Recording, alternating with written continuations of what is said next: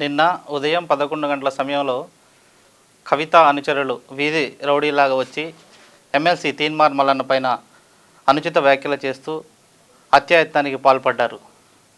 BC, SC, ST మైనారిటీల కోసం పోరాడుతున్నటువంటి తీన్మార్ మల్లన్న గారి పైన ఇలాంటివి చేయటం చాలా దురదృష్టకరం. ఈ ఉద్యమం ఇంకా లేవనెత్తడం కోసమే మీరు చేస్తున్నటువంటి ముఖ్య ఉద్దేశమైంది. వీధి రౌడీల్లాగా, వీధి గోండాల్లాగా కవిత చేసినటువంటి దీన్ని బీసీ ప్రజలు ఖమ్మం జిల్లాలో ఉన్నటువంటి ఖమ్మం జిల్లా నుంచి మేము కూడా తీవ్రంగా ఖండిస్తున్నాం. 33 జిల్లాలలో కవిత దిష్టిబొమ్మను దహనం చేయడం జరిగింది. అదేవిధంగా అన్ని జిల్లాలలో కూడా సిపి కంప్లైంట్ జరిగింది. శాసన సభ్య మండలి ఉన్న సభ్యత్వాన్ని కూడా రద్దు చేయాలి. ఇలాంటి కవిత ఎమ్మెల్సీ స్థానానికి అర్హురాలు కాదు.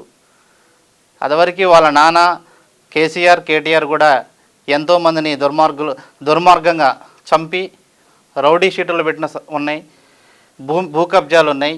ఈ 10 సంవత్సరాలు తెలంగాణ ప్రభుత్వాన్ని అల్లకొల్లాలం చేశారు, అప్పులు పాలు చేశారు. అదేవిధంగా బీసీల కోసం, తెలంగాణ కోసం కష్టపడుతున్నటువంటి తీన్మార్ మల్లన్న గారి పైన నిన్న జరిగినటువంటి ఈ సంఘటన ఖమ్మం జిల్లా నుంచి మేము తీవ్రంగా ఖండిస్తున్నాం.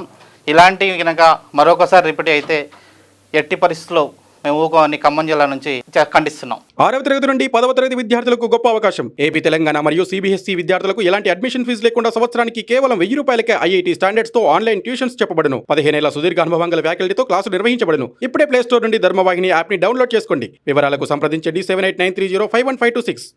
లేటెస్ట్ న్యూస్ తెలుగు మరియు ఇంగ్లీష్ అప్డేట్స్ కోసం ఇప్పుడే క్యూన్యూస్ అఫీషియల్ యాప్ ని ప్లే స్టోర్ నుండి డౌన్లోడ్ చేసుకోండి. సరికొత్త సమాచారాల కోసం క్యూన్యూస్ వెబ్సైట్ ని ఫాలో అవ్వండి. ఛానల్లో ప్రాంతీయ, జాతీయ, అంతర్జాతీయ వార్తలు వీక్షించండి. లైక్ చేయండి.